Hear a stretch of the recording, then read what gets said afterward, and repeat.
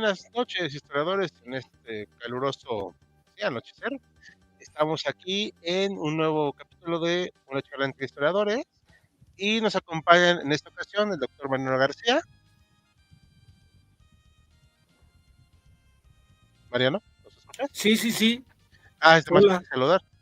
Es que se congeló un momentito, perdón. Oh. Saludos a todos, buenas noches. Y los licenciados, para hacer recalque que son licenciados, Saúl Jaimes. Muchas gracias, bienvenidos, buenas noches. Y Bruno de Gante. Muy buenas noches a la concurrencia, bienvenidos. Y su servidor, maestro y licenciado también, Ricardo, también conocido como Hal. Estamos acompañándolos para hablar hoy acerca de el terremoto de 1985.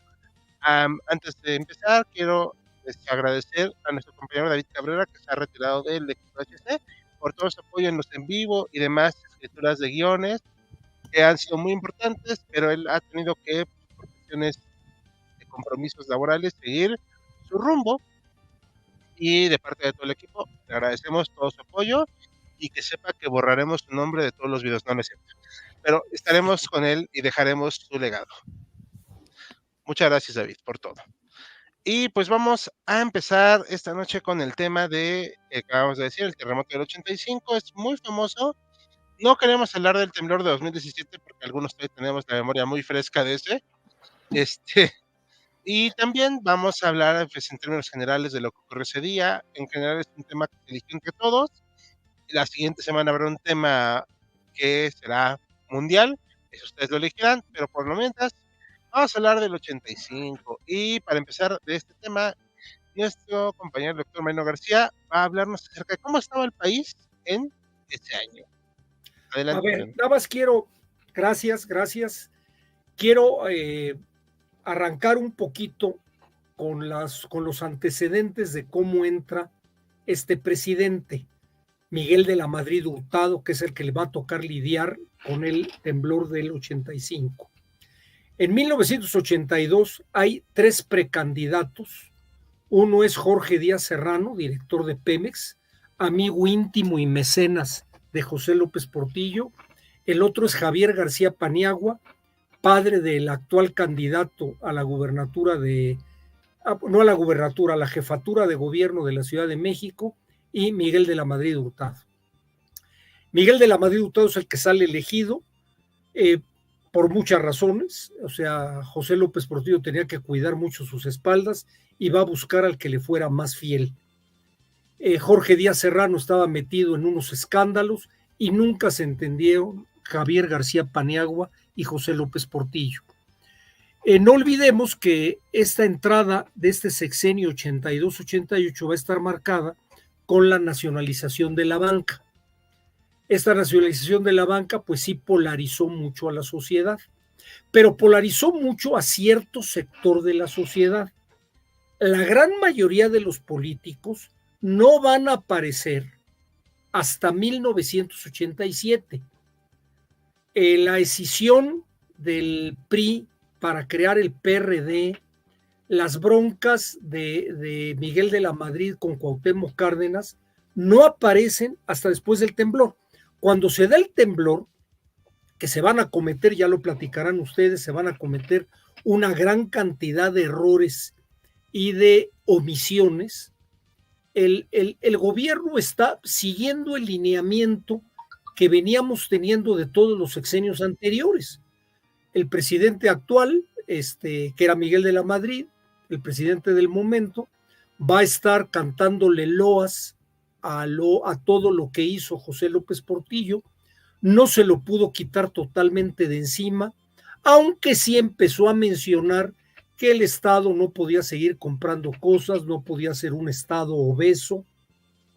Y la realidad es que la economía del país estaba en su peor momento. Se estaba hablando, bueno, yo lo viví, se estaban hablando de inflaciones del 180% anual. Cuando uno quería vender una propiedad, uno la vendía o en dólares o le decía a la gente, el precio es hoy, mañana no sé cuánto valga, porque se estaba cambiando. Obviamente esto trajo un desempleo y unos desajustes, una inflación fuera de foco, como ya lo estoy diciendo, y realmente hay que reconocer que el presidente Miguel de la Madrid fue un presidente muy gris.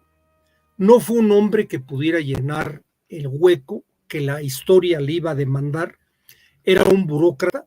No olvidemos que desde Luis Echeverría, todos los presidentes, hasta Ernesto Zedillo, son presidentes que no tuvieron una elección popular, ni siquiera para la sociedad de alumnos de la secundaria. Todos habían sido burócratas, que han ido creciendo en el escalafón, quedando bien con su jefe y lleva el dedazo a nivel palaciego.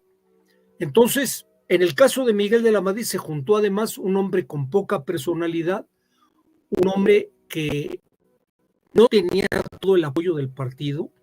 Javier García Paniagua hubiera tenido más apoyo del que tuvo Miguel de la Madrid, pero Miguel de la Madrid fue el que aguantó los caprichos de José López Portillo, fue el que hizo subsecretaria a su novia, a Rosaluz Alegría, fue el que hizo subsecretario a su hijo, a José Ramón López Portillo, cuando no cumplía los 25 años siquiera, sin ninguna experiencia, y eso le permitió ser el ungido. Pero pues el ser el ungido no le permite tener habilidades de liderazgo, y nunca las tuvo. Entonces, para concluir, tenemos que esta entrada para 1985, primero ya había habido un problema anterior, que fue la explosión de las gaseras en San Juan Ixhuatepec, que también no las manejaron adecuadamente. Va a estar rebasado el gobierno, va a estar rebasados las instalaciones del Estado de México y las instalaciones de la Ciudad de México, porque se les tocó en zona conurbada. La gente, sí, perdón. No, bueno, quisiera preguntarte, porque no es ningún plan de ofensa, esto es un buen plan. Tú que sí viviste esto, tengo entendido que hubo gente que literalmente se quemó en la calle viva. Ah, sí, O claro. sea, No fue una cosa espantosa. O sea, no cosa... Sí había sacado imágenes, pero creo que pues, por el momento... Afortunadamente no me tocó estar cercano, pero la explosión, calcúlense que afectó, se pueden ahorita ubicar desde donde está el metro Indios Verdes hasta la caseta para Pachuca. Sí, y de ahí podemos agarrar que ese es el diámetro de un círculo enorme que agarró muchas colonias. O sea, fue una explosión fuera de proporción, y efectivamente hubo gente no que quedó quemada, hubo gente que desapareció, como si hubiera sido un bombazo nuclear. Sí, o sea, sí tenía entendido que fue muy... Y lo manejó mal, también lo manejó mal. Entonces, ¿cómo está la población para 1985? Harta del gobierno, harta por la nacionalización de la banca, harta por San Juan Ixhuatepec, y sobre todo harta por la situación económica. La situación económica nos estaba pegando a todos, no sabía aún cuánto iban a valer las cosas, los negocios se hacían a como Dios nos diera a entender, había control de cambios, estaba prohibido comprar dólares, los dólares había que comprarlos en el mercado negro, toda la gente los compraba. Entonces el respeto y la confianza que se le podía tener a este gobierno de Miguel de la Madrid era nulo, aunque claro, tenía toda la campaña publicitaria del gobierno, todos los periódicos le cantaban maravillas, están haciendo buenas medidas, los principales políticos, estamos en una época en que tenían el Congreso, tenían el Senado, tenían a los gobernadores, tenían todo. Entonces todos le van a estar aplaudiendo, pero eso no quiere quitar que la gente estaba harta. Sobre todo, y esto lo quiero subrayar, la gente de la Ciudad de México, lo que era el Distrito Federal, porque estaba dañadísima, es la que tenía la población más alta y es la que pues estaba padeciendo este tipo. Acuérdense que todavía no había autonomía de la jefatura de gobierno, era regente. No me acuerdo, pero ahorita lo podemos buscar, quién fue el regente de la Ciudad de México. No sé si fue Óscar Espinosa. No, el Piporro fue después. Entonces déjame ver rápidamente. ahorita lo encontramos, pero como comentarios adicionales, ahorita que lo que digan también mis compañeros, a partir de 1985 es cuando va a cambiar la política económica también del gobierno. ¿Por qué? En parte por esto, de hecho, y en parte porque ya era insostenible, o sea, era una cosa de verdad brutal. Estaba muy mal el país, o sea, por eso los 80 es conocida como la década perdida, porque no había ni cómo, o sea, por ejemplo, aquí están unos indicadores. Esta es la inflación. Para 1983 era del 115%, cosa que era una bestialidad, ¿no? O sea, eran eran muy malos momentos y, pues, al gobierno no le ayudaban a mes bueno, sin querer defender a Miguel de la Madrid, no sé qué opinan ustedes, chicos, le tocó la rifa del tigre. ¿Qué opinan? Sí, yo estoy de acuerdo. Como ha señalado Hal y ha explicado también el doctor, los 80 fueron una década oscurísima para México. Ahí lo muestran los gráficos y efectivamente sí le tocó bailar con la más fea en términos económicos. O sea, de venir de vamos a administrar la abundancia que decía el licenciado José López Portillo, a pues ya no tenemos abundancia, somos millonarios y no podemos comprar nada. O sea, mis familiares que les tocó vivir la crisis dicen, pues es que los billetes eran 100,000 pesos, 1,000,000 de pesos, pero no puedo comprar yo nada con eso, es verdaderamente esperpéntico, es terrible. Es añadiría lo que señalaba el doctor de que se le seleccionó en este caso porque además él había sido secretario de Programación y Presupuesto y previamente de Hacienda.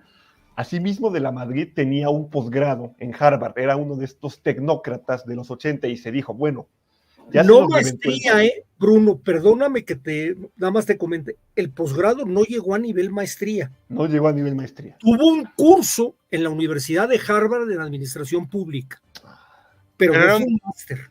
Pero sí, era un tipo cultísimo, Miguel, ¿eh? No lo dudo que fuera muy culto, pero no tuvo grado de maestro. No A tuvo ver, grado. Igual yo creo que es... según, Ajá. a ver, acá el Wikipediazo, perdón. Fue Ramón Aguirre, el regente era Ramón Aguirre. Así es, Ramón Aguirre fue el regente del DF en esos años. Ok, ahorita a ver si encuentro como que tiene un máster o algo, pero bueno, no sé si quería comentar algo más también Bruno y Esaú, antes de Sí, seguir avanzando. concluyo. Igual, tal vez eso le sirvió de credencial. Dijeron, bueno, se nos reventó aquí el globo, perdimos literalmente al país, estamos en moratoria. Dijeron, pues él puede tratar de arreglar algo, salvar el barco, ¿no? Se había agrandado tanto el Estado, teníamos esta nacionalización de la banca que se hizo, por cierto, sin consultar a los empresarios y que también fue algo que lo distancia de López Portillo porque se le hizo sin consultarle a él, o sea, le madrugaron se ha nacionalizado la banca. Y él dijo que, pero me puedo imaginar la cara de, ¿y a mí en qué momento? Se vio en el último informe de López Portillo. Cuando López Portillo comenta la nacionalización, le echaron las cámaras al que ya era el candidato y le ves una cara desencajada. Sí. O sea, sí, porque le echó un remolino. No consultó a nadie, fue una ocurrencia presidencial al mejor estilo mexicano. Así es, efectivamente. Por cierto, según el Wikipediazo, no lo voy a empezar a confirmar porque no tengo, según se hizo un máster en Administración Pública en Harvard, Miguel, yo no lo voy a confirmar ni negar, o sea, según el Wikipediazo, ahí está. Si alguien tiene una prueba de lo que diga lo contrario, perfecto, o sea, no hay bronca. No la tengo. Yo tampoco. Yo sabía que no era, pero bueno. Tampoco No tengo tengo tanto fuentes, interés, la verdad. ni documentos. Hay que hablar con los que están ahorita investigando la tesis de Xochitl. No, espérate, ya Ellos están sí pueden investigando la investigar. de López y ya encontraron un plagio del hombre. ¿Les parece que antes que sigamos, damos unos saludos? Claro. Por supuesto. Saludamos a Imperio Tigre, que siempre nos saluda, que cómo estamos, cansados, bueno, yo cansado, pero muy bien, y que retiemble su centro de la tierra, no. Sergio Lugo, buenas noches. Goncita, buenas noches. Aunque era muy niño, dice Sergio, viví de cerca tanto el terreno como San Juanico, de San Juan Izpatepec. Ok, ajá, perfecto. Soy testigo de las dos grandes tragedias. Pues lo sentimos, pero hasta así pasa acá en estas situaciones a veces. Pero bueno, En síntesis, ¿tú consideras que el sexenio de Miguel de la Madrid fue muy malo? Yo en lo personal creo que fue uno de los peores presidentes, al grado de una cosa que les voy a decir, yo creo que lo ayudó el temblor del 85, porque tuvo una excusa de lo mal que gobernó, en mi opinión. Ahora, hay que reconocer que le tocó también bailar con la más fea, ¿no? Porque le tocó con un país que ya venía en picada desde Luis Echeverría y López Portillo, que él de alguna manera trató de enderezar. Él era un tipo más ortodoxo, sí sabía de economía, a diferencia de López Portillo y de Echeverría, pero fue un hombre gris, fue un hombre que no decidió, fue un hombre que era reactivo, en mi opinión. Obviamente ni lo conocí ni hablé con él, pero lo que me tocó a mí ver, esa es la imagen. Pero hay algo que es para criticar a toda la clase política. Se sabe que con él es la ruptura que va a dar lugar al PRD. Eso se dio como resultado de los precandidatos en la elección de 1987. Los precandidatos, me adelanto un poquito, no es exactamente el 85, van a ser Alfredo del Mazo, van a ser Javier García Ramírez y va a ser Carlos Salinas de Gortari. Y va a quedar Carlos Salinas de Gortari por razones que ya sabemos. Como a Cuauhtémoc Cárdenas no lo pelaron, ni tampoco a Porfirio Muñoz Ledo, no nos vayamos con la finta de que crearon el PRD por ese interés democrático e izquierdista del mundo. Lo que pasa es que se quedaban sin chamba y crearon este partido. Cuauhtémoc Cárdenas era gobernador de Michoacán cuando pasó lo de 1985 y nunca habla mucho, nunca ha hablado mucho, pero en esa ocasión menos. No dijo nada ni de la nacionalización, ni de la crisis económica, ni del temblor. De hecho, si mal no recuerdo, Bruno narró el video, el short, ¿no? De la ruptura del PRI. Sí, narré el short de la ruptura del surgimiento del PRD. Yo siempre he sostenido que pues, el PRD es un PRI rebelde, pero ahí sí ya depende. No sé, no hemos escuchado al señor Jaimes y no sé por qué está tan callado, si él es acá recalcitrante fan de Miguel de la Madrid. Precisamente para no exhibirme. ¿Algo que quieras comentar? No, vamos bien, me espero a seguir avanzando. Creo que me quedaría al final una palabra que usó Mariano para definir a de la Madrid, y creo que le queda para su sexenio, es como bastante gris, ¿no? Incluso contemplando lo que tiene que ver con el terremoto del 85, creo que para mí es la palabra que mejor queda, o sea, completamente gris, y no sé, yo también lo pondría como entre los peores, ya sería de debatir, pero sí, creo que esa sería una palabra que le queda bastante bien. Acá quiero antes darle también un saludo a Jan Jaimes, que siempre ha sido una de nuestras constantes, no solo, ¿cómo se dice? Cuando nos ven, ay, se me fue ahorita el nombre, una disculpa, es que en mi mente de repente se va.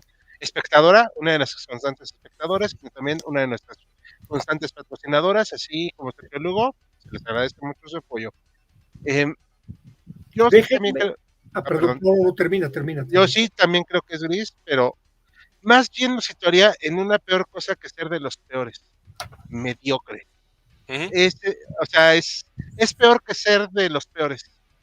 Eso significa que quedaste así en la medianía, nadie te peló, a nadie le importaste. O sea, tan siquiera si eres de los peores, alguien te quiere escupir, ¿no?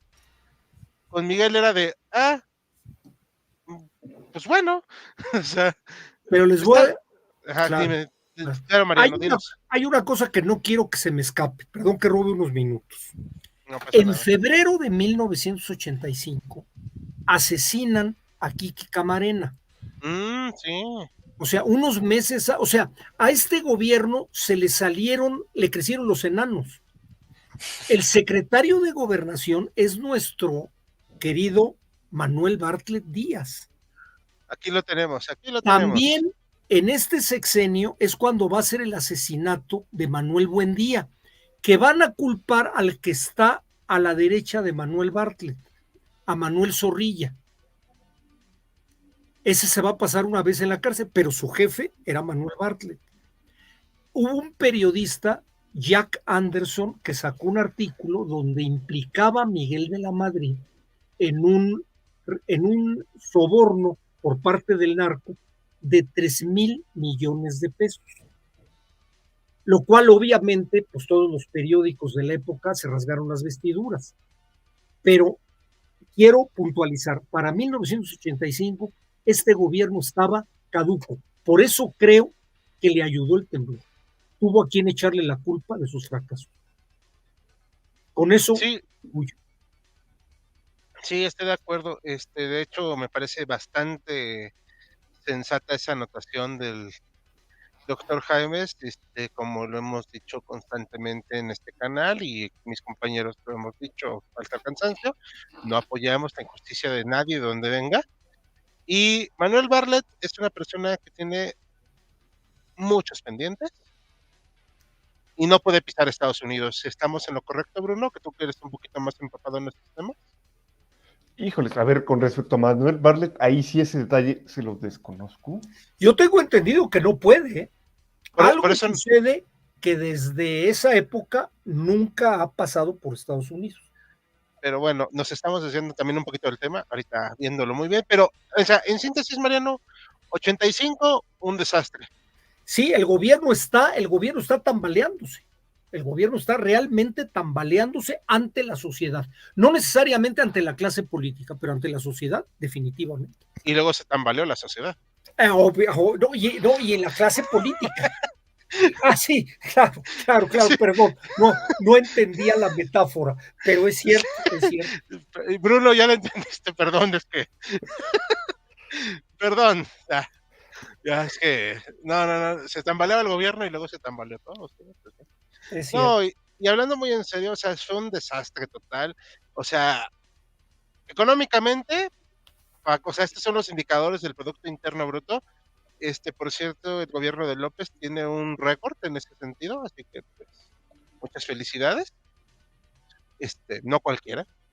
Pero o sea, que están las décadas de los 80, la voy a señalar. Aquí, esta parte, en donde está el apuntador, si se ve, ¿no? Mi flechita, ahí es el 85. Estamos a -4 prácticamente de Producto Interno Bruto. Y 2 años después hubo otra crisis, o sea, era crisis tras crisis tras crisis en los años 80. O sea, 2 golpes humanitarios, crisis económica, verdaderamente fue un tiempo muy aciago para el país. Pero hubo y luego la crisis política, realmente sí fue una crisis política. Que costeó fuerte. Televisa. No olvidemos que yo así lo pienso. En 1987 ganó el Frente Cardenista. Y por eso se le cayó el sistema a Manuel Bartlett. Agradecemos a nuestro patrocinador Carlos Salinas de Gortari, que no haga caso de ese comentario. No, pues es que si, mira, nunca vamos a tener pruebas, yo no lo niego, o sea, yo no lo niego, de verdad sí creo que ganó Cuauhtémoc, pero también es cierto lo que decía, fue muy hipócrita porque no dijo nada durante el Claro. Son políticos, están a agarrar los puestos. Y chistosamente, digo, aquí está la comparación, por eso puse el PIB anual y el desastre del país. Bueno, y sobre todo de la ciudad. O sea, porque es lo que va, no solamente es la cuestión humanitaria, que sí es muy grave, sino el aspecto simbólico y psicológico para la sociedad, me parece.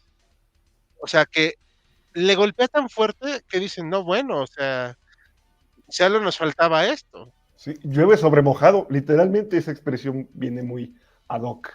Sí, pero antes de que, bueno, si quieren comentar algo más, leo unos comentarios del público ahorita, rápidamente. Sí.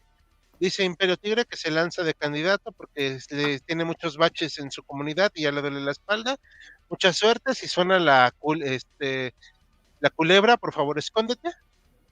A Bendy, le saludamos. También, que cómo estamos, ahí vamos. La vida sigue. ¿Entendieron chiste? Algo nos dejó aquí un comentario Bendy de que si hablaríamos de unas oficinas de los nacionalsocialistas que va aquí en México, ese lo dejamos para un tema en el futuro. Por ahorita vamos a seguir así, pero por cuestiones de YouTube no puedo mostrar ese comentario.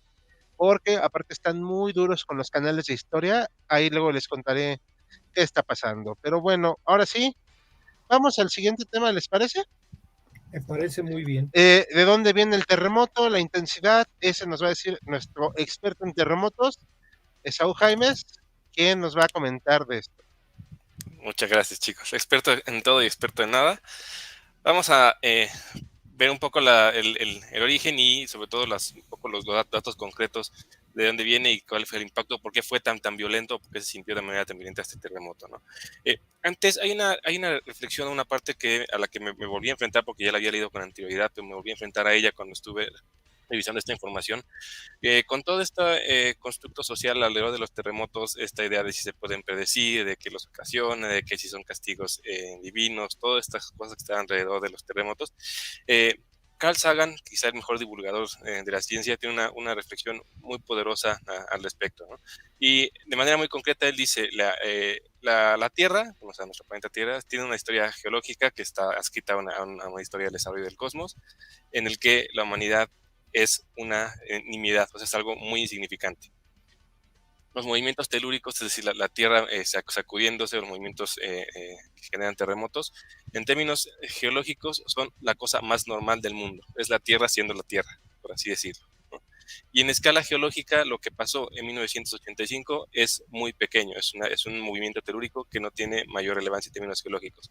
Lo que pasa es que nosotros, como humanidad, colocados o añadidos a este planeta Tierra, ahí cambia completamente la escala. En escala humana es un movimiento de mucha violencia y más aún cuando está tan cerca de una ciudad que en 1985, como no es en la actualidad, estaba súper poblada. Pero que quería traer la reflexión a Plato porque me parece como importante hacer este eco de que en términos geológicos es un movimiento más, pero el impacto que tiene fue muy fuerte por cosas que ahorita vamos a especificar, ¿no? Es un movimiento telúrico que se da por movimiento de las placas tectónicas, lo que nos explican en las clases en geografía. El manto terrestre está cubierto en la parte que nosotros pisamos, digámoslo así, por superficie, por placas tectónicas que están en movimiento que no se puede predecir y que eventualmente va a generar choques que tampoco se pueden predecir. México está, sobre todo la costa del Pacífico, está en constante choque de dos placas, que es la placa de Cocos y la placa del Pacífico, ¿no? La placa de Cocos está teniendo un movimiento de subducción, o sea que se está metiendo debajo, literalmente, de la placa del Pacífico, ¿no? Y eso es lo que genera, por un lado, es lo que ha generado todas las formaciones volcánicas y montañosas que tenemos en México, así como en toda la costa de California. Todas vienen generadas de ese movimiento de subducción, y ese movimiento de subducción es el que genera prácticamente todos los terremotos. Es un movimiento que no se detiene, mientras estamos hablando se está realizando, mientras estamos hablando está temblando porque es una consecuencia de este movimiento, pero evidentemente cada cierto tiempo hay un movimiento mucho más violento. Repito, en escala geológica no es tan importante, pero en escala humana sí es importante por los impactos que tiene. Más violento, que libera una cantidad de energía más importante, que es la que genera los terremotos más conocidos. En términos históricos, por lo que conocemos del Sismológico Nacional de la UNAM, el movimiento de 1985 es el más violento que se ha generado en esta zona y que ha impactado a la Ciudad de México, ¿no? Nada más para ir teniendo los datos concretos, la zona de origen, bueno, 19 de septiembre de 1985, en la madrugada, en la mañana, alrededor de las 7:17, que se da en el punto de origen, que es en el epicentro, que es en Caleta de Campos, Michoacán, y 2 segundos después, la onda sísmica llega a las 7:19 a la Ciudad de México, ¿no? Del 19 de septiembre de 1985. ¿Por qué es tan fuerte el terremoto? En primer lugar, la escala, o sea, la escala de Richter, que se maneja de 0 a 10 en terremoto, tiene una escala de 8.1. Este terremoto del 85. Sabemos, ahí por informes del Sismológico Nacional, que un movimiento telúrico empieza a ser sensible, o sea, tú lo sientes que la Tierra se está moviendo debajo tuyo, alrededor de después de 5.8, 5.9 en esta escala de Richter. permanentemente hay movimientos debajo de esta escala que no son perceptibles. Y digamos que a partir de 6.3 es la escala en la que, por ejemplo, las alarmas de la Ciudad de México empiezan a sonar. Un terremoto que es de 6.3 hacia arriba hace que detonen las alarmas para que haya prevención, porque ya es un movimiento que, además de sentirse, puede causar destrozos. Entonces, para que hagamos la escala tiene un máximo de 10, a partir de 6 se siente, 8.1 ya estaba 2 puntos arriba de lo que es perceptible, y estaba 2 puntos abajo del máximo que nunca se ha registrado. Entonces es una magnitud de escala bastante amplia, 8.1. La otra escala que se usa para los terremotos, la escala, se me fue el nombre, Mercalli, que esa es una escala más en términos del poder destructivo que tiene el sismo, ya midiéndolo en cuanto a ciudades o a cosas que puede destruir de vida humana. Es una escala que está en rango de 12 niveles, el 12 es el extremo y el 1 es el más bajo. En esta escala, el terremoto del 85 estuvo en el rango de 9, que es lo que se considera muy destructivo. Y ya nada más para entender por qué en la Ciudad de México es donde más se sintió, aunque no solamente fue aquí, de hecho se sintió en la zona del epicentro, en el centro y en el sureste y en el occidente de México. Se sintió mucho en la Ciudad de México por el tipo de suelo que tiene la Ciudad de México. Por ahí, Hal, teníamos un mapita de el tipo de la orografía de la Ciudad de México, creo que es el que sigue.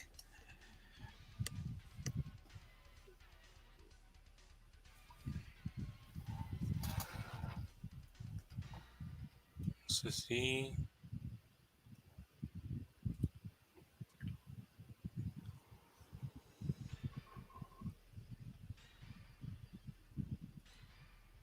No sé si se alcanzó a subir, si no, bueno, de cualquier manera, sabemos por el desarrollo histórico de la Ciudad de México. La Ciudad de México está instalada, digamos, está edificada sobre lo que antes era originalmente un lago, el lago de Texcoco, ¿no?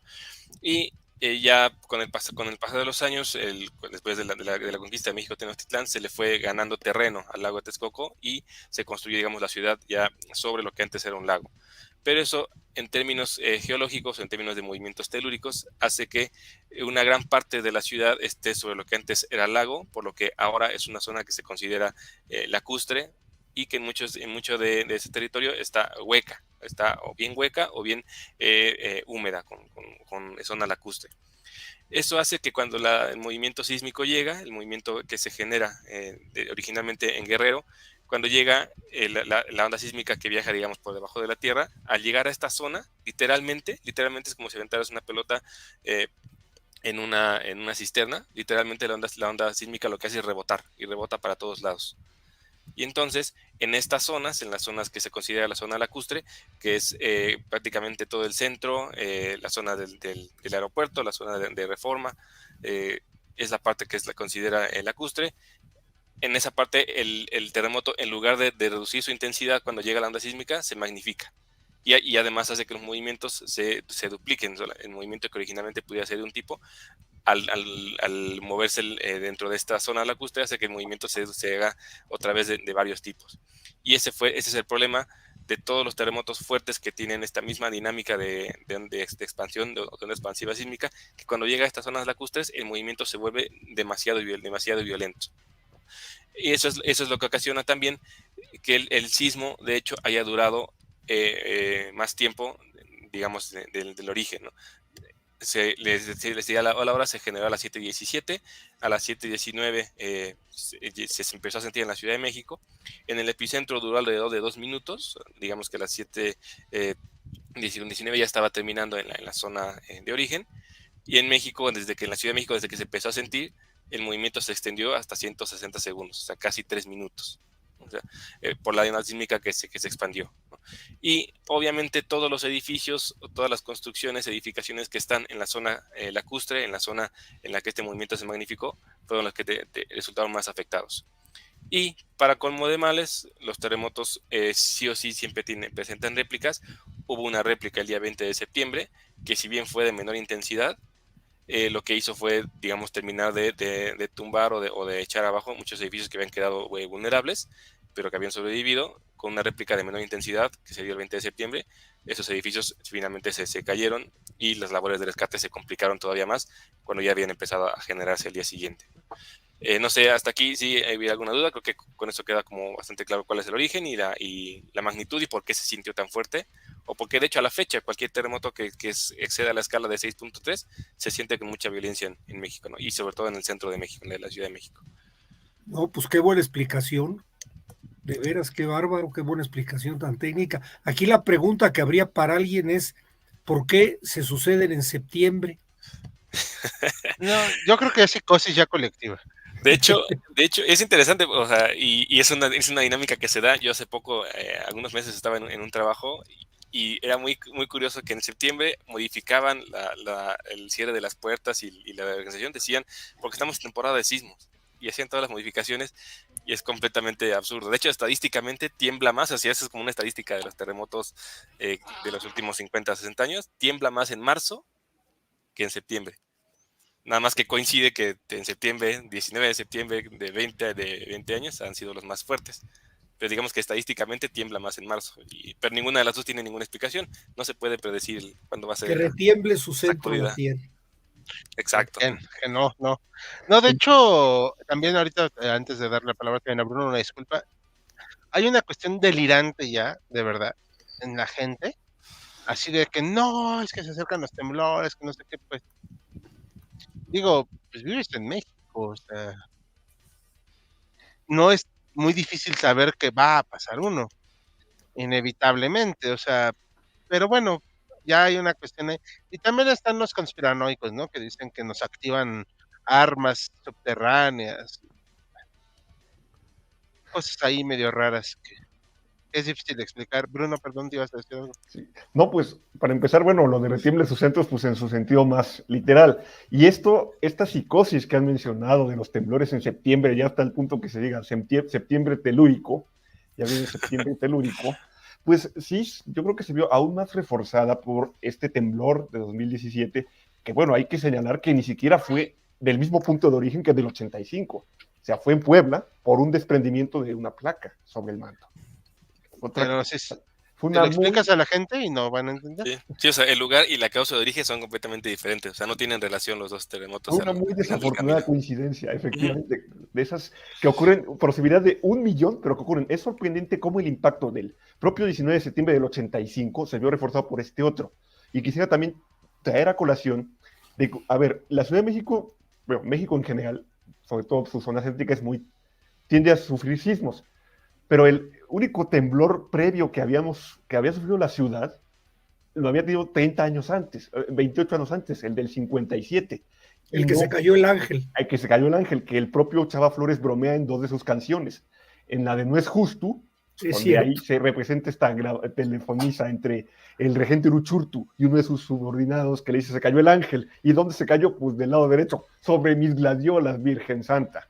Y la otra del bautizo de Cheto, bueno, no generó tanto impacto, además que hubo menos destrozos, digo, está esta imagen de la Victoria Alada, pero fue justamente los destrozos y el trauma que genera, y que vamos a ver más adelante, este temblor del 85, lo que opaca, lo que eclipsa completamente al del 57, al punto de que ya esté prácticamente olvidado, y septiembre ya sea el de retiemble sus centros la Tierra. Que se dice en septiembre. Uh -huh. No sé si quieran comentar algo más. Pues no, de Chicos. la parte propiamente del temblor, no. Bueno, vamos a, ahora sí que en la parte del por qué fue tan desastroso, ¿les parece? Bueno, Adelante. Adelante. ahora sí que ese me toca a mí. Bueno, ya dijo Esaú que es en gran parte, ¿por qué?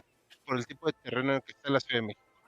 Es lacustre, es inestable, es obviamente, está sobrepasado por la cantidad de edificios que hay, o sea, es evidente que son demasiados y requieren una cimentación especial.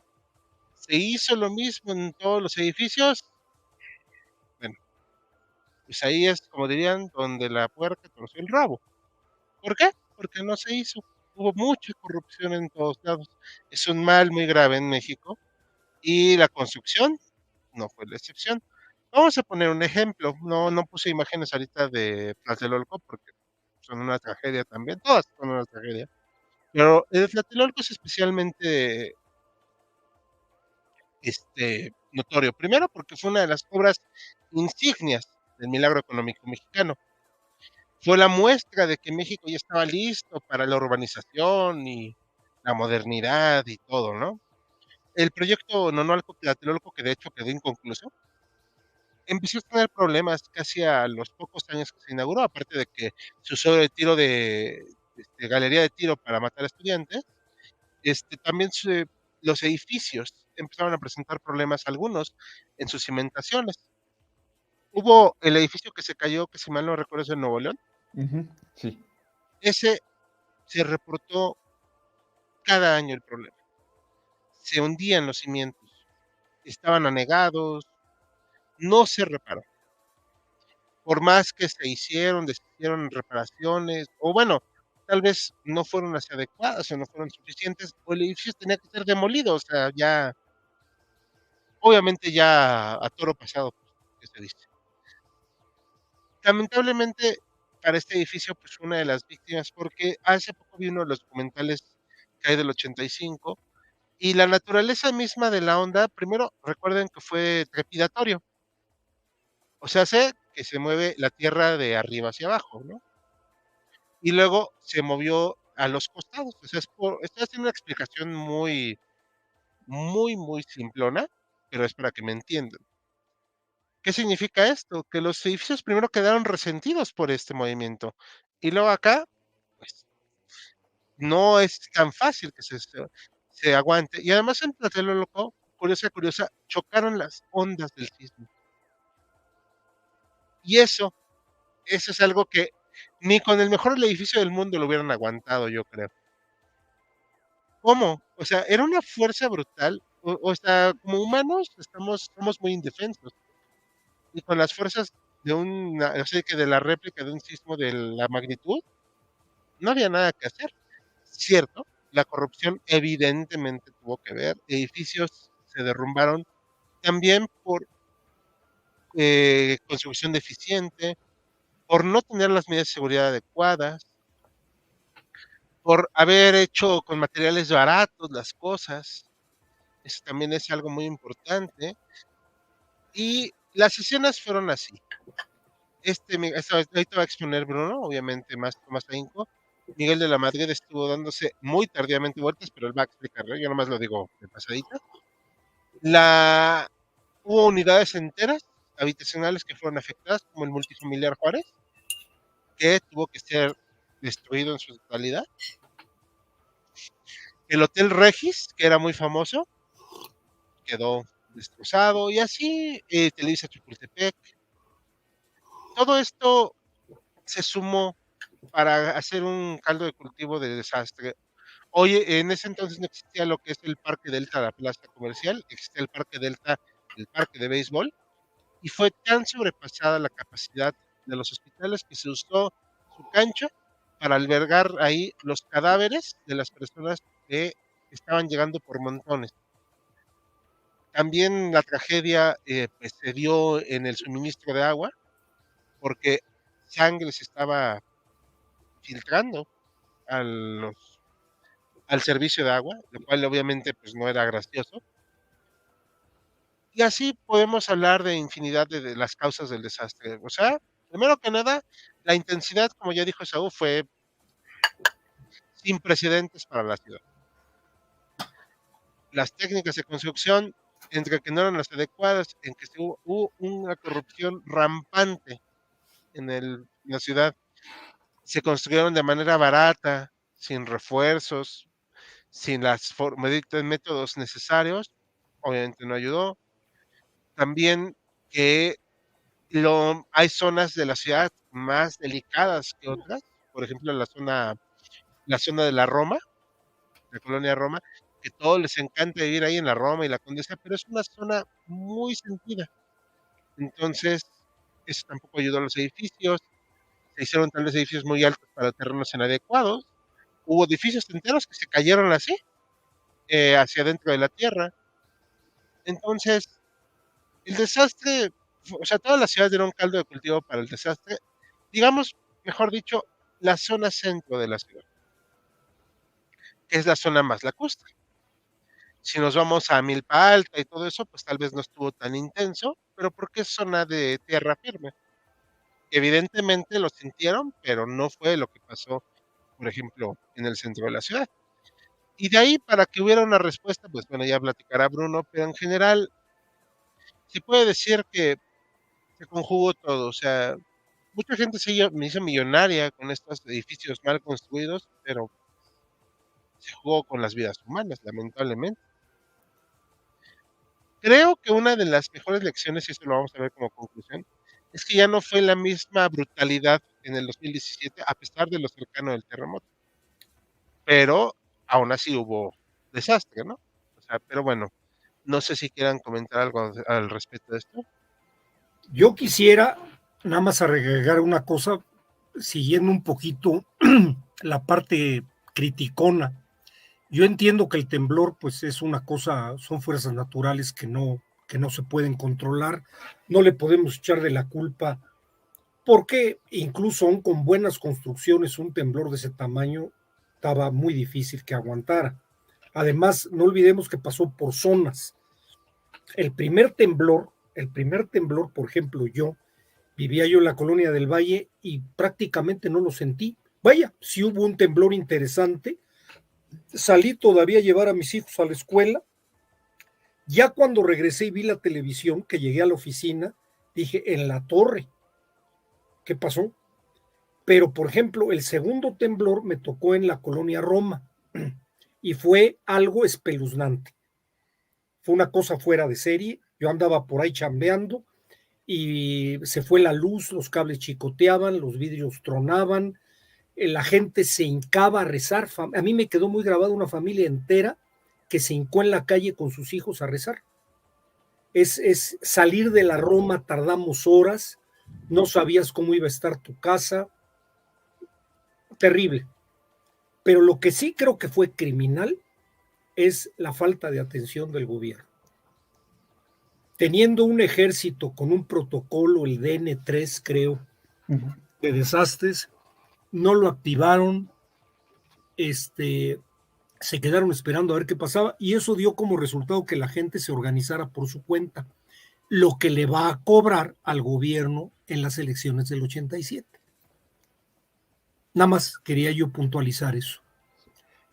Yo tengo una pregunta, pero esto lo escuché yo, pero no lo he podido comprobar. Ocurre el primer temblor a las 7 de la mañana. Uh-huh. Tenía entendido o había escuchado que un experto en sismología le habían entrevistado ese mismo día y le habían preguntado, oiga, ¿hay riesgo de alguna réplica?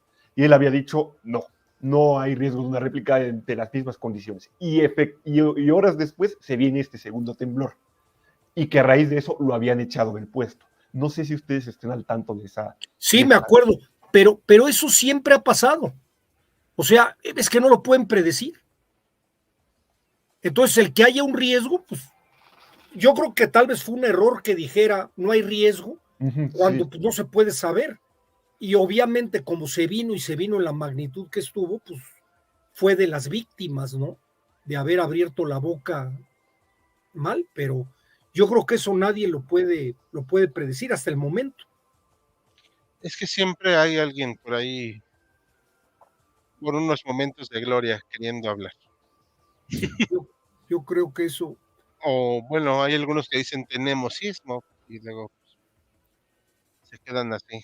En fin, yo no lo viví, digo, pero, o sea, fue muy brutal y hasta el día de hoy sigue repercutiendo porque ahorita lo voy a explicar, Bruno, hay aún damnificados de este sismo.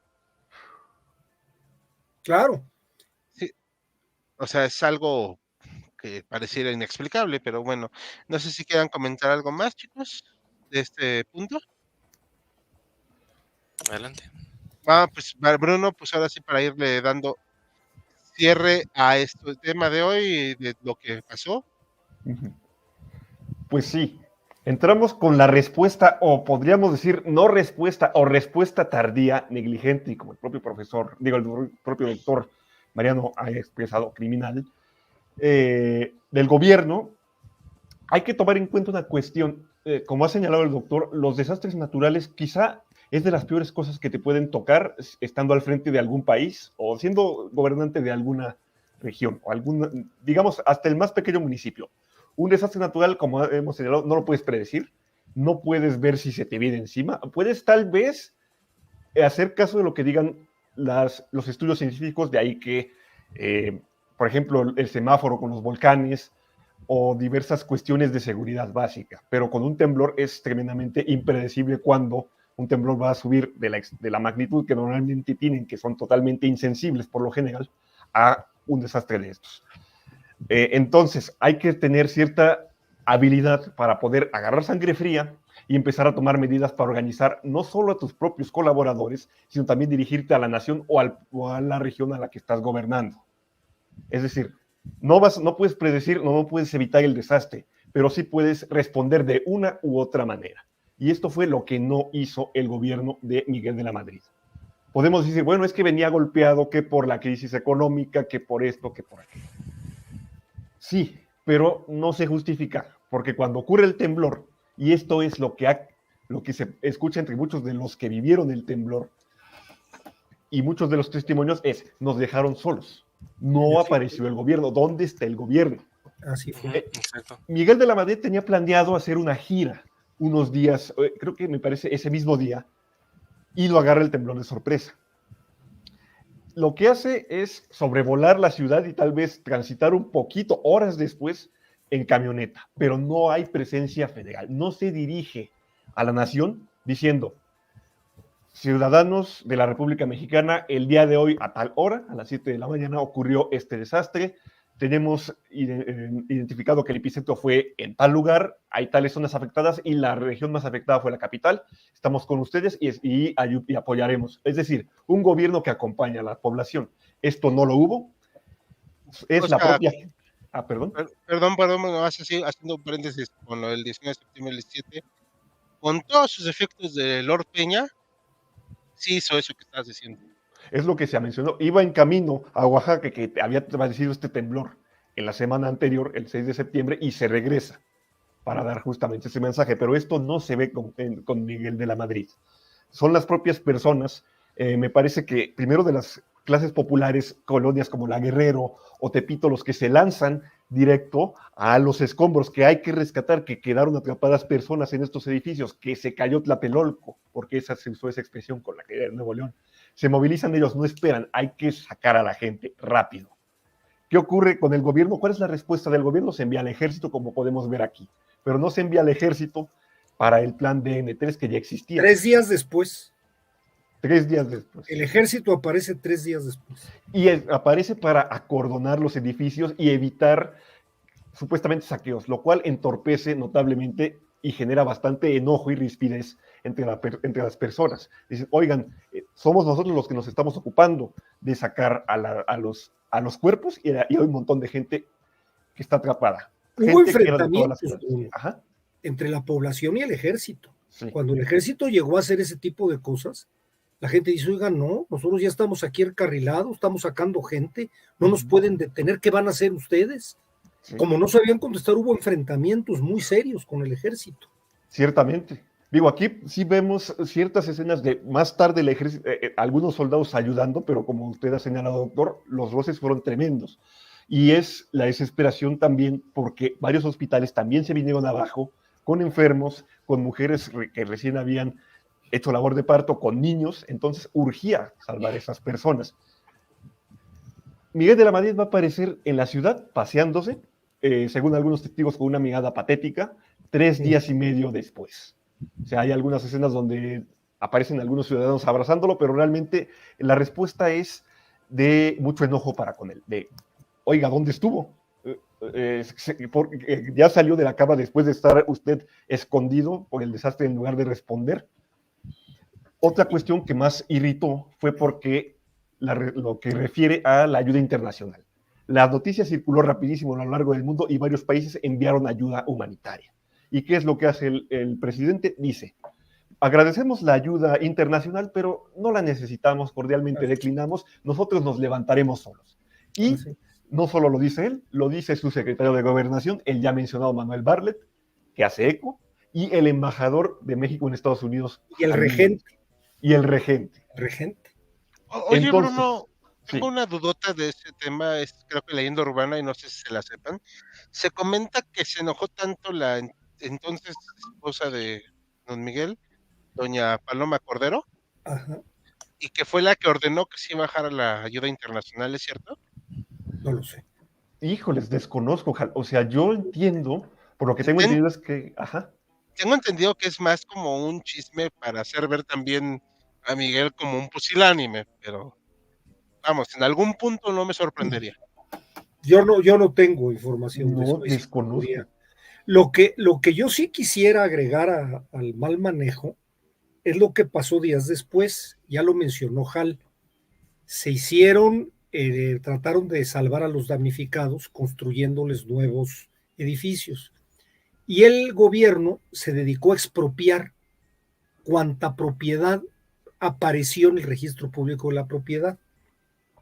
Unas bien, pero lo chistoso es que en este edicto masivo de expropiaciones se expropió terrenos que eran del Distrito Federal. Mm, O sea, tan mal y tan aceleradas las cosas que se expropiaron a sí mismo propiedades que tenían. sí, porque el Distrito Federal pues, no tenía autogobierno. Era propiedad federal. Fue de esas medidas desesperadas por tratar de salvar la cara y la salvaron fatal. Eso dio lugar a muchos amparos, a mucho, no tienen, a la gente que les expropiaron el terreno hacía colas en el edificio del Departamento del Distrito Federal, primero para saber qué onda, si le iban a pagar su terreno, no se le iban a pagar, cómo iba a funcionar, pero colas, estás hablando de colas de 2 cuadras, porque no tenían la manera de atender a la gente a la cual le habían expropiado el terreno sin saber, porque lo expropiaron a nivel mapa. O sea, fatal, fatal. Improvisación, inefectividad, negligencia. Todo. Quiero retomar primero lo de los recursos, porque finalmente la presión es tal, la desaprobación es tal que el propio presidente tiene que recular y aceptar, porque efectivamente se requerían esos recursos, todos esos viáticos, esas medicinas, esas ropas. Y hay también una controversia en torno a cómo se da la repartición de esos bienes donados, porque hay mucha corrupción, hay mucha opacidad, se destina a ciertos apadrinados por el gobierno, mientras que otros permanecen damnificados, hacinados. Habría que hablar también del fenómeno social del terremoto del 85. Es esta muestra de este Estado, antes muy autoritario, que había intentado acaparar varias áreas bajo su mando, que se ha ido agrietando y que no es capaz de responder ante la población, y entre ellos surge, o si no surge, se fortalece esta sociedad civil. A las clases populares vienen clases medias altas, a igual ayudar. Con el desastre surgen estos grupos, los topos, por ejemplo, en esta búsqueda y rescate de las personas atrapadas. Asimismo está la cuestión, y aquí tenemos la imagen del sindicato de costureras. Este es un escándalo tremendo, porque cuando ocurre el temblor, varias fábricas y telares de costureras se vienen abajo. Y eran lugares donde las condiciones laborales eran terribles, no se les pagaba aguinaldo, los contratos eran muy precarios, las horas de trabajo eran extenuantes, y además cuando se viene abajo, varios de los patrones, en lugar de tratar de ayudar a rescatar a muchas costureras que quedaron ahí atrapadas, se habla de entre 600 y 1000 costureras fallecidas, buscaron más bien rescatar la maquinaria. Entonces, de ahí surge esta idea del sindicato de costureras que va a encabezar Evangelina Corona, que aquí la tenemos en la imagen siguiente, costurera ella misma. Si podemos Ahí ponerla. voy, ahí voy. Gracias, Hal. Justamente ella, tengo entendido, por ejemplo, que la jefa la líder del sindicato en 2015 se salvó por milagro de quedar atrapada en su propio lugar de trabajo porque entraban a las 8. O sea, realmente en ese lugar fueron afortunadas las costureras de no quedar atrapadas. O sea, murió, eso sí, el velador y su familia, que también hubo cuestiones con respecto a su indemnización. Entonces, me llama la atención lo que comentaba el doctor de que Miguel de la Madrid logra tratar de escudarse con el terremoto para su propia ineficacia. Yo antes lo había interpretado como un golpe más a su ya bastante criticada administración. Es decir, no estuvo a la altura en economía y no estuvo a la altura en esta crisis humanitaria. Es que tiene lógica, Bruno, porque hacía todo lo que decía el terremoto. Oye, pero es que el terremoto. Claro. Sí, oye, pero es que los pajaritos volaron. Terremoto, Claro. mano. Sí, Claro. ¿qué puedo hacer? O sea, Estoy a todo. Déjenme comentarles una cuestión también de ser testigo. La zona de San Antonio Abad y la parte de la Merced por el rumbo de Correo Mayor estaba plagado de fábricas de vestidos, Ujú. de talleres de costura donde se hacían vestidos, pantalones, camisas y demás, que se instalaron en edificios de vivienda que tenían 100 y 120 años de estar construidos. En la calle de Uruguay, uno caminaba y oía uno, porque estaban en los pisos. Cada fábrica era un piso. Perdón, cada piso era una fábrica. Y tú oías desde la calle el tlaquetear de las máquinas costureras. Era enorme la cantidad que ahí se había puesto. ¿Por qué se habían puesto ahí? Pues porque está Correo Mayor. Entonces la fábrica surtía lo que había que hacer en Correo Mayor. Pero se introdujeron en edificios que no tenían ninguna seguridad, no estaban hechos para tener una fábrica. No estaban Entonces, regulados, incluso algunos eran esa es ilegales. la tragedia que pasó, ¿no? Sí. Y de ahí el movimiento de las costureras de decir, oigan, vamos a luchar por nuestros derechos, este sindicato para evitar esta clase de cuestiones como las que ya nos ocurrió. Así es. Bueno, y en consecuencias, entrando ya en el plano de consecuencias, podríamos hablar, bueno, para empezar, el número de muertos fue altísimo, el gobierno nunca dio a conocer cuántas cifras realmente se dieron, o sea, dijeron, pues fueron alrededor de 3,000. Otras fuentes no oficiales dicen, no, 3,000 no, 20,000 o incluso algunas lo estiman a 30,000. No se supo cuántos se perdió en millones de pesos por los destrozos. No se ha medido tampoco exactamente cuánto fue el destrozo en los otros estados, Michoacán, Guerrero, que fueron afectados por el temblor. Pero entrando en otras consecuencias más, bueno, si no luminosas, tal vez más esperanzadoras, se formó esta cultura, yo diría, del simulacro por el sismo. Fue tan fuerte que por eso cada 19 de septiembre ya se instauró esta idea de hacer el simulacro, estar preparado en la medida de lo posible ante este desastre para evitar que nos madrugara. O sea, yo recuerdo en la primaria, los maestros se ponían muy serios porque ellos les había tocado vivir ese sismo y decían, tómenselo en serio, hagan todas estas medidas de seguridad porque lo que ocurrió no queremos que se vuelva a repetir. En este sentido, queremos estar preparados, saber desalojar las alarmas sísmicas, todas estas cuestiones, grupos ya especializados, los propios topos se institucionalizan como cuerpo especializado, ya incluso con alcance internacional en el rescate de personas. Ellos son los héroes o parte de estos héroes. En principio también, en el ámbito de la regulación de la construcción, en teoría ya hay más se estableció que debía haber más regulación, combatir esta corrupción en la construcción de los edificios, hacer límites de pisos, hacer auditorías para ver con qué materiales se estaba construyendo. Eso está debatible si se concretó. Pero digo, haciendo la de abogado del diablo, sí hubo una gran mejoría. Eso sí. O sea, ya la verdad es que no vimos otro, o sea, obviamente sí hubo destrozos en el 2017, digo, aquí no vamos a defender a nadie, pero no se cayeron multifamiliares completos. No, ya fue otra cosa. No. O sea, no vimos toda una colonia arrasada. Ciertamente.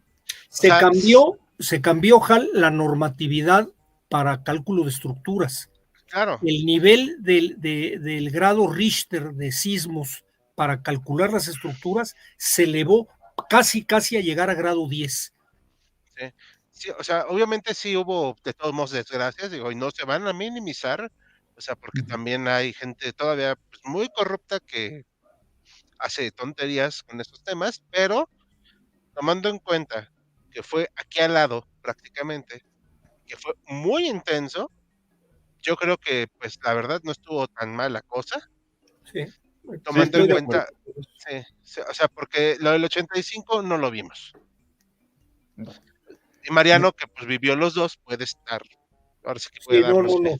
Definitivamente fue otra cosa. El temblor de 2017 fue terrible también, pero fue primero más de daños materiales, y estoy de acuerdo que fueron menos, y de muchos menos daños de vidas humanas. Afortunadamente, claro, y como dicen, hay casos de edificios nuevos que se cayeron porque estaban mal hechos. Ujú. Eso sí no se puede evitar, pero sí, el cambio fue No, hombre, es sí, otra cosa, es yo otro creo que mundo. sí.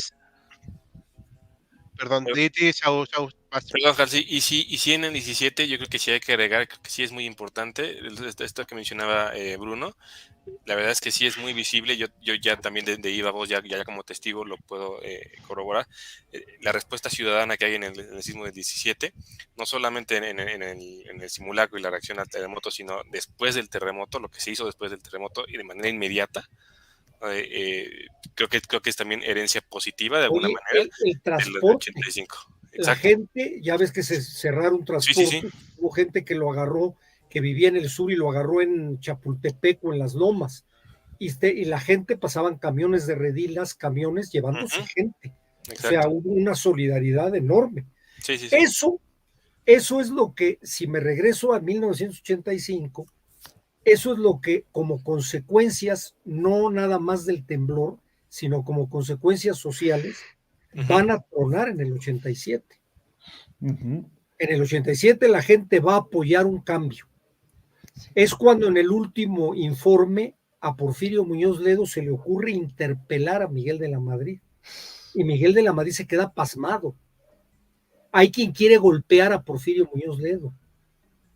Se crea el Frente Cardenista, se presenta elecciones. Los petroleros apoyan a Cuauhtémoc Cárdenas. sí. En la elección, en la sesión del sindicato petrolero, que no los defiendo, porque es cuando estaba en manos de La Quina y de Barragán Camacho. A Miguel de la Madrid lo amenazan. Le dicen, señor presidente, si se hunde Pemex, se hunde usted. Por eso después toma Salinas de Gortari cartas en el asunto para darles en la torre. Pero fue, o sea, el desquebrajamiento del sistema político fue tal y apoyado por la población. Sí. Digamos Creo que que esa representa es un la palabra parteaguas. perfecta. Perdón. Es un Perdón. parteaguas, yo estoy completamente de acuerdo. Sí. No, adelante, Bruno. Creo que es que nada más quería recalcar que la palabra es perfecta, como es un desquebrajamiento en todo sentido Ujú. del O sistema sea, es político. un seísmo físico, también un seísmo social y político. O sea, lo desencadena después.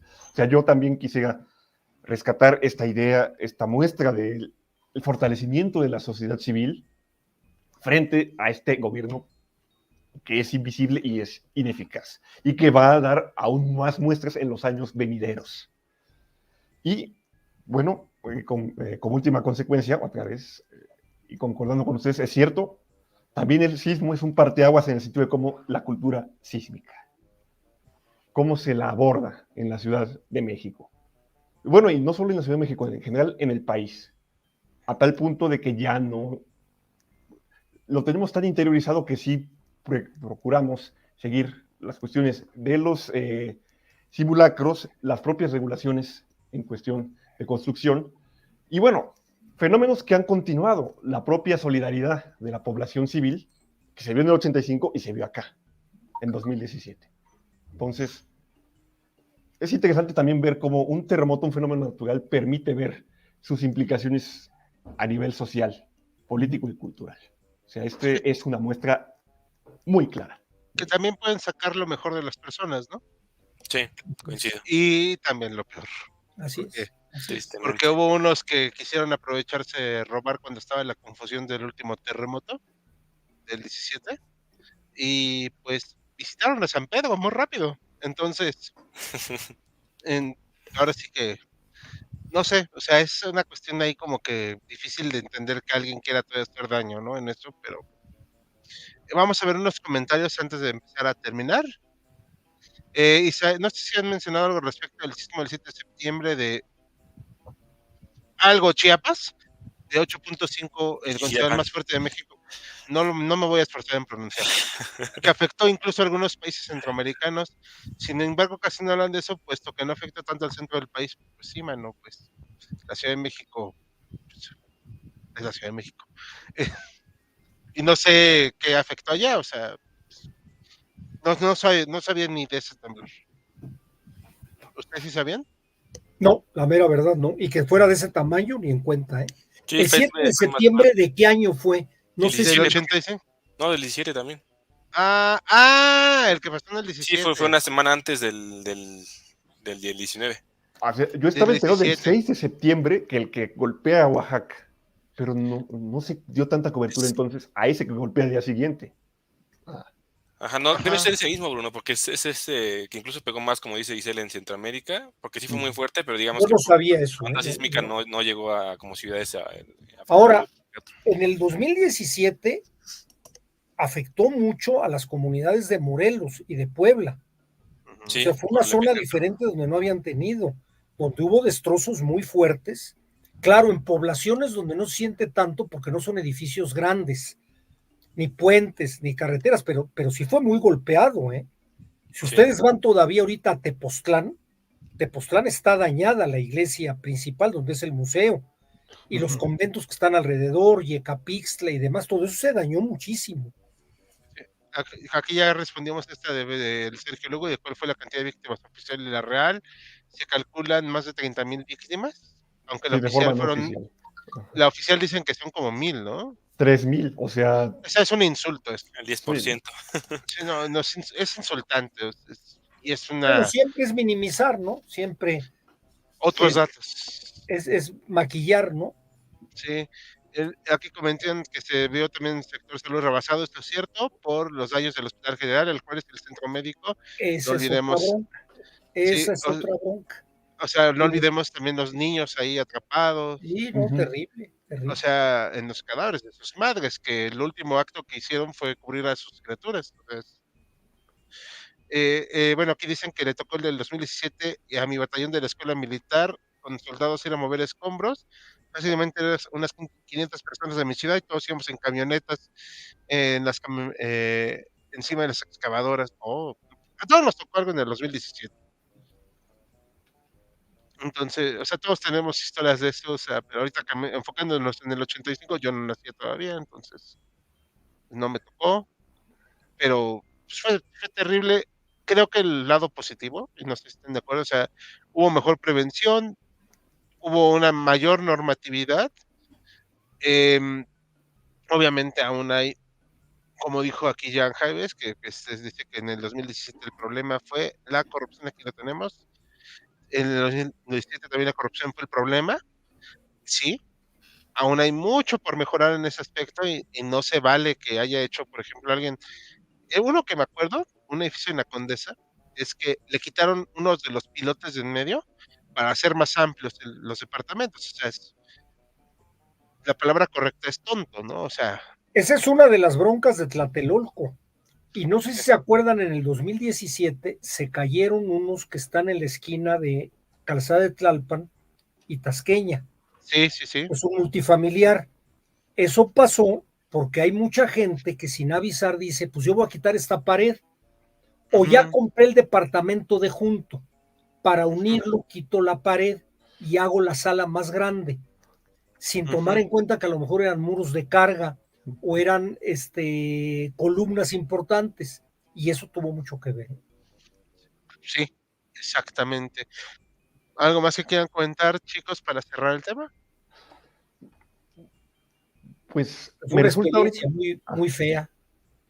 sí, La mera verdad, fue algo, es cuando uno se da cuenta lo pequeños que somos, ¿no?